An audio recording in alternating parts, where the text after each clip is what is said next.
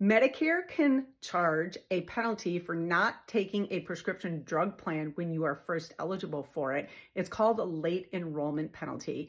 So if you're not on a Part D drug plan or on some type of credible coverage when you turn 65, then you could be subject to the penalty. Even though Medicare says it's voluntary, you don't have to take a drug plan if you don't want one. But if you want one later, you will be penalized. Not only will you be penalized, but you also be subject to some enrollment dates. So here's how they calculate the penalty. Let's say you didn't take a drug plan for 2 years, 24 months, because, hey, you weren't taking any medication, so why pay for a drug plan if you're not using it? So you go 24 months without credible drug coverage.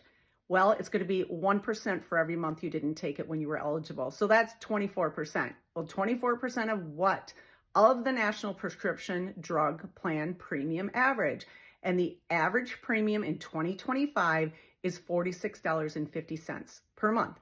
So they would charge 24% of $46.50, and they would charge you that on top of whatever Part D prescription drug plan you enroll in. You will get that penalty every month. As long as you stay on a drug plan, the penalty will be applied.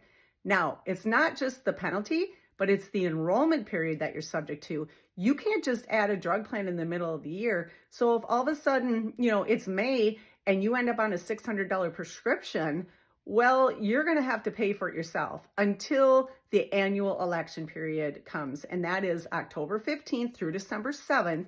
You can add a drug plan at that time and it will start for you on January 1st. But in the meantime, you're paying for your own prescriptions. So before you decide not to take a drug plan, make sure you get the right advice, because after all, we have some really low cost Part D prescription drug plans in 2025.